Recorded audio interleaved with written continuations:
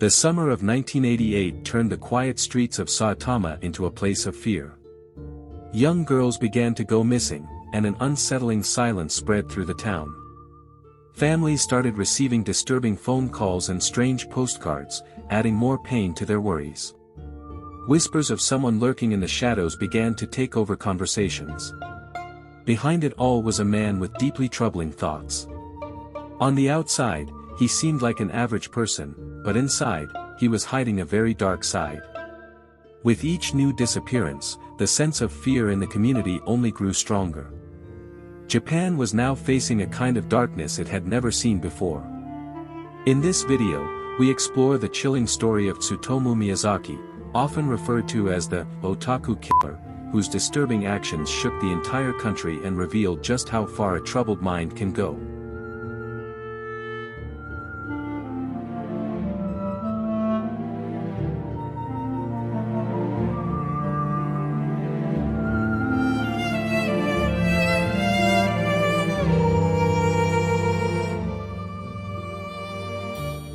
Tsutomu Miyazaki was born on August 21, 1962, in Itsukaichi, Tokyo, under difficult circumstances. He arrived earlier than expected and weighed only 4.8 pounds, which caused some health issues. He had a rare condition called radioulnar synostosis, which made his wrists and elbow joints stiff, limiting his hand movement. At Itsukaichi Elementary School, other children teased him, calling his hands claws, and often left him out of group activities. His parents were busy running a successful newspaper business, so they didn't spend much time with him. As a result, he was mostly raised by his grandfather and a nanny with special needs. Growing up without much love or emotional support made Tsutomu feel deeply isolated. Although he appeared quiet on the outside, he was silently struggling with intense emotions. By his early teens, these feelings of loneliness and inner turmoil started to turn into darker thoughts. Over time, these thoughts became more intense, eventually leading him down a very troubling path, marking one of the most shocking chapters in modern Japanese history. As a young student, Miyazaki became more withdrawn and isolated. When he entered Meidai Nakano High School, which was connected to Meiji University, he initially performed well and impressed his teachers with strong grades. However, by his final year, he began to lose focus, and his academic ranking dropped to 35th out of 56 students. His dream of studying English to become a teacher didn't work out. Instead, he enrolled in a junior college to study photography, something that felt like a second-best option to him. He continued living at home, sharing a small room with his older sister, which made him feel stuck in life. By his early 20s, Miyazaki's relationships with his family were falling apart. He felt his parents only cared about money and didn't pay attention to his struggles, often just telling him to work harder. His younger sister kept her distance, feeling uneasy around him because of how he behaved. The only person he truly trusted was his grandfather. But during this time, Miyazaki began to experience serious emotional struggles, showing signs of a deep internal battle. Still living at home, he felt like he didn't belong. His isolation gradually turned into a troubling focus on young girls. He started driving past parks, quietly observing children, and having unhealthy thoughts. This shift in his behavior happened slowly and quietly, so his family didn't notice, preoccupied with their own routines. What once was sadness and isolation slowly began to change into something darker, a desire to take control and cause harm, as he became more disconnected from normal human emotions. In May 1988, Miyazaki's life took a dramatic turn. His grandfather, the only person who had ever truly cared for him, passed away. Miyazaki felt completely lost without him. In a deeply unsettling moment, he even consumed a small portion of his grandfather's ashes, hoping to keep a part of him close. This loss took away the final emotional support he had left. A few weeks later, his behavior began to raise concerns within his family. His sister once found him watching her in the shower, and when she reacted, he lashed out physically. When his mother later confronted him about not having a job, he pushed her in frustration. His emotional outbursts were growing more intense. It became clear that he was no longer able to hold back his inner struggles. By that summer, he had purchased a black Nissan Langley, a car that would later be linked to his troubling activities. At this point, Miyazaki was no longer just a withdrawn individual. He was beginning to act on the darker urges he had kept hidden. On August 22, 1988, Miyazaki committed his first serious offense. While driving through Saitama, he noticed 4-year-old Mari Kano playing alone near a friend's house. Speaking gently, he offered her some candy and persuaded her to get into his Nissan Langley. He drove to a quiet area near Hano City and parked under a bridge. After spending about 30 minutes with her, he ended her life by applying pressure to her neck. Afterward, he inappropriately interacted with her remains and later placed them in a remote location near his home. He kept her pink dress and shoes as a keepsake. A few days later, he returned with a tool, removed certain parts of the remains, wrapped them carefully, and stored them in his closet as a dark reminder of what he had done. In the weeks after Mari's tragic disappearance, the people of Saitama were left in shock. Authorities launched a massive search effort, distributing 50,000 posters and going door to door for information. Some people mentioned seeing a stocky man, around 5'6" with wavy hair, near the area where Mari was last seen, but that lead didn't go anywhere. Meanwhile, the individual responsible continued to cause distress to Mari's loved ones. He sent them a package containing remains, including some burnt fragments, dental pieces, and photos of her clothing. Inside was also a disturbing note that read, "Mari. Cremated. Bones. Investigate. Prove." He didn't stop there, he began calling their home and staying silent on the line for as long as 20 minutes. The constant ringing became a painful reminder of their loss. His actions appeared calculated and cruel, aimed at keeping the family in emotional pain long after Mari was gone. On October 3, 1988, Miyazaki targeted another victim. While driving along a quiet road in Saitama, he noticed 7-year-old Masami Yoshizawa walking by herself. He pulled over, smiled in a friendly way, and offered her a ride. She accepted, unaware of what was to come. He drove her to the same wooded area in Hano where he had previously committed a similar act. There, he parked and took her life by force. Afterward, he left her remains hidden in the dense bushes, taking her blue dress and sandals with him. Unlike the earlier case, he didn't disturb the body further, possibly due to limited time. In the days that followed, he began to harass Masami's family with silent phone calls, letting the phone ring endlessly without speaking. This second disturbing incident, carried out in a similar fashion, confirmed fears that someone dangerous was still out there, managing to stay just ahead of the authorities. On December 12, 1988, Miyazaki targeted his third young victim. 4-year-old Erika Namba was walking home from a friend's house in Saitama when he stopped his car and persuaded her to get in. He drove to a quiet parking area in Naguri, where he asked her to change clothes in the back seat and took some pictures. Tragically, he ended her life there. This time, he added a disturbing new step. He restrained her hands and feet, carefully wrapped her body in a white bedsheet, and placed her in the trunk of his vehicle. Later, he left her remains in an unused lot and discarded her red skirt and shoes in the nearby woods. Not long after, a disturbing postcard created from magazine cutout letters was sent to her family. It read, "Erika. Cold. Cough. Throat. Rest. Gone." His actions were shifting, becoming more deliberate, more planned, and increasingly unsettling. By January 1989, the tragic events had deeply unsettled people in Saitama and Tokyo. Authorities were under immense pressure as they pursued hundreds of leads that ultimately didn't provide answers. Miyazaki continued to make silent phone calls to the families of Erika and Masami, each one reopening emotional wounds. On February 6, he sent Mari's father another package containing 220 bone fragments, 10 teeth, and a disturbing letter titled, "Confession," describing in grim detail how her remains had decayed. This forced her parents to relive the trauma repeatedly. Another note read, there are devils about, which puzzled investigators and seemed like a cruel taunt. Miyazaki's ability to emotionally torment the families while avoiding capture frustrated officials, and they struggled to connect the tragic incidents. The families lived in constant anxiety, their grief made heavier by his relentless emotional cruelty. On June 6, 1989, Miyazaki targeted his fourth victim. 5-year-old Ayako Nomoto was near a park when he approached her, saying he wanted to take her picture with his camera.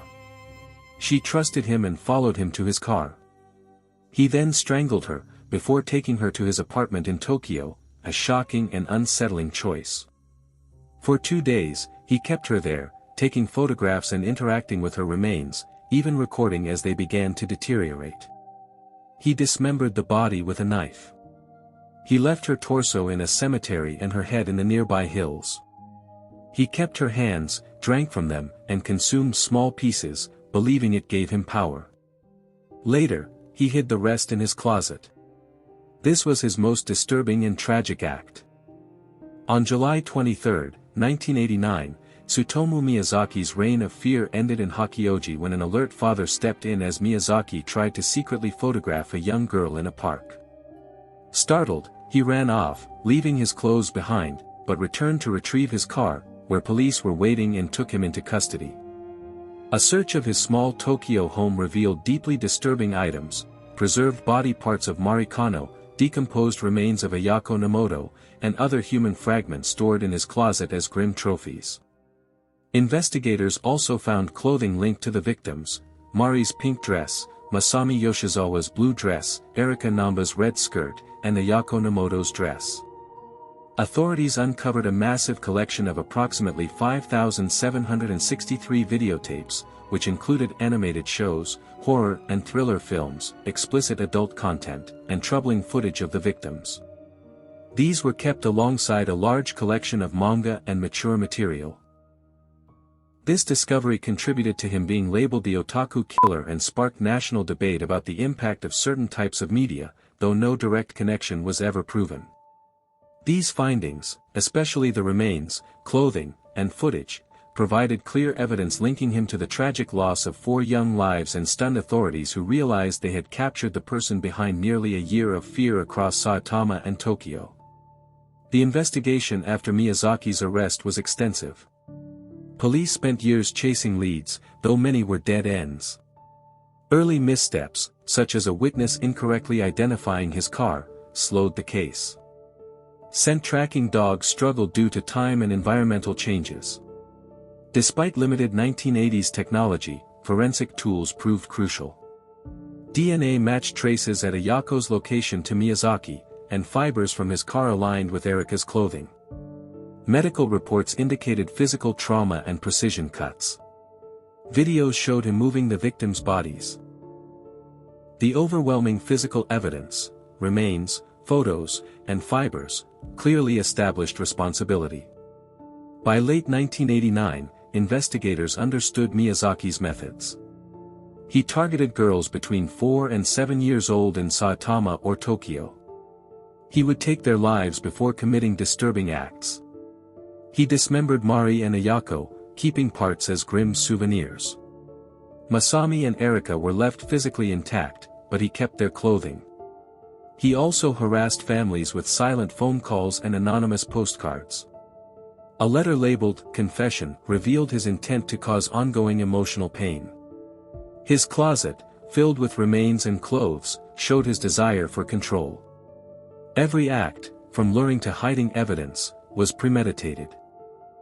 In early 1990, forensic results further confirmed Miyazaki's involvement. DNA and clothing fibers linked him to the victims. Tests verified that charred bones were Mari's. The tapes, including one with Erika's body, were chilling. Although some items were degraded, the sheer volume of proof overwhelmed the defense. Police refined their approach after early setbacks. Meanwhile, families, still receiving silent calls until his capture, continued to suffer. Miyazaki remained expressionless during questioning, calmly admitting to everything without remorse. His trial began on March 30, 1990, at Tokyo District Court. He stayed quiet and acted oddly as prosecutors laid out the evidence. He acknowledged the events but blamed them on a figure he called the Rat Man, even sketching it. The court analyzed this claim closely. Families sat in silence, devastated as they heard how their daughters had been harmed. Miyazaki's complete lack of emotion during this time shocked everyone. The case became a national obsession. In 1991, psychiatrists evaluated Miyazaki's mental state. One group said he had learning difficulties, another diagnosed schizophrenia, and a third pointed to a personality disorder but affirmed he understood his actions. These differing views prolonged the case. Miyazaki described each incident without emotion, luring Mari, restraining Erika, and disturbing actions involving Ayako. Despite mental health questions, the physical evidence was clear. The families called for a verdict that reflected the severity of his acts. By 1992, proceedings slowed as more evidence was shared. Mari's dental remains, Ayako's hand bones, and Erika's photos confirmed involvement. Fibers from Masami's sandals matched his car. Private screenings of recordings left judges visibly disturbed. The defense focused on mental health, but the premeditated behavior, like selecting isolated locations and destroying evidence, undermined that argument. Families, especially Erika's father, were emotionally affected. Miyazaki mostly mumbled about the Rat Man, frustrating the courtroom. In 1993, attention turned to Miyazaki's emotional cruelty. Prosecutors read the letter sent to Mari's family and showed Erika's disturbing postcard. Phone records confirmed frequent silent calls. His closet filled with victim items further highlighted his desire for control. The defense brought up his troubled childhood, but the court's patience was wearing thin. His actions, from manipulation to psychological torment, were clearly intentional. The trial moved toward a verdict. By 1994, the stress of the case led Miyazaki's father to end his own life. Meanwhile, prosecutors emphasized Miyazaki's deliberate behavior, how he waited days before altering Mari's remains, and how he preserved Ayako's body for filming. His victims, all randomly chosen, were approached without a fixed pattern. He even drove long distances to hide evidence. The defense's mental illness claim weakened in light of his methodical actions. Families heard his recorded statements and felt the pain resurface. In 1995, the trial neared its conclusion. Prosecutors presented a timeline: Mari in August, Masami in October, Erika in December 1988, and Ayako in June 1989. In every case, he caused harm, took personal items, and followed up with psychological harassment. The evidence, DNA, fibers, and video recordings, left little room for doubt. Miyazaki stayed emotionally distant. Families addressed the court, including Mari's mother, who tearfully asked for accountability. Judges prepared to issue a ruling. On April 14, 1997, the Tokyo District Court announced its decision. Judge Tokiyasu Fujita described Miyazaki's acts as cold and carefully planned, and gave him the maximum penalty allowed. Claims of mental instability were rejected. The court ruled he fully understood his behavior. The families expressed mixed feelings, relief that justice was coming, but deep sorrow that nothing could undo the past. Miyazaki remained silent and detached, and his Rat Man story was dismissed. In 1998, Miyazaki's legal team appealed to the Tokyo High Court. They again pointed to his mental health, but judges emphasized the facts: he misled the victims, preserved remains, and kept mementos. Videos and forensic findings showed a clear pattern. Families attended the hearings quietly. Miyazaki's detached stare continued to unsettle everyone. The court prepared to rule. On June 28, 2001, the High Court upheld the original sentence. Judges cited his calculated planning, the random selection of victims, and the collection of personal items as signs of control. Masami's family quietly cried as they heard how fibers from her sandals connected her to him. Miyazaki remained quiet. His legal team filed one final appeal. Families felt the end was near, though grief lingered. In 2002, the Supreme Court appeal began, his last legal option. His lawyers argued for leniency due to psychiatric care. Prosecutors focused on his confessions and video recordings showing he prepared each act. Families, now attending less frequently, submitted written statements seeking justice. Miyazaki rarely spoke, which frustrated the judges. The process lasted until 2006. On January 17, 2006, the Supreme Court confirmed the ruling. Judges cited the disturbing nature of his actions, like the postcard sent to Erika's family, and said the forensic evidence proved his responsibility beyond question. Families received letters with the news. Miyazaki, then 43, showed no emotion. The legal case, which had stretched over 16 years, was officially over. In 2007, Miyazaki remained in solitary confinement.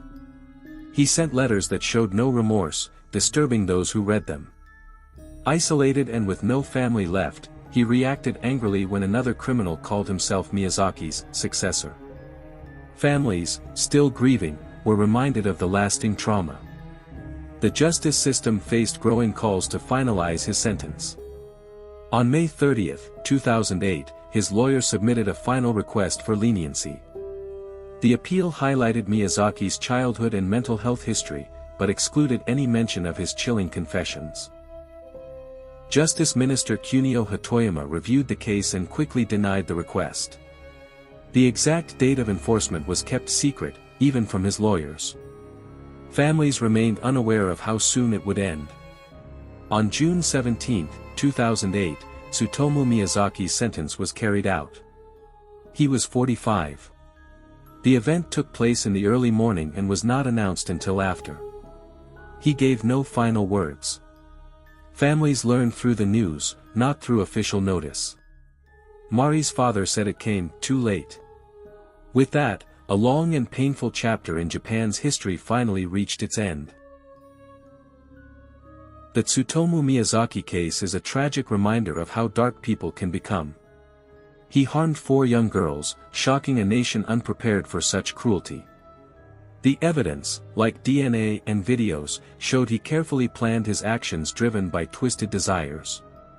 His troubled mind, filled with loneliness, pain, and obsession, highlights the importance of mental health support and early intervention. His actions caused widespread fear and changed how many viewed otaku culture. The families of the victims continue to live with deep sadness, forever affected by his harmful deeds. Thanks for watching this video about Tsutomu Miyazaki. What do you think? Was he simply pure evil, or did his difficult past play a role in his actions? Share your thoughts in the comments below. If you found this story interesting, please give it a like and subscribe for more true crime content. Stay curious, and we'll see you next time.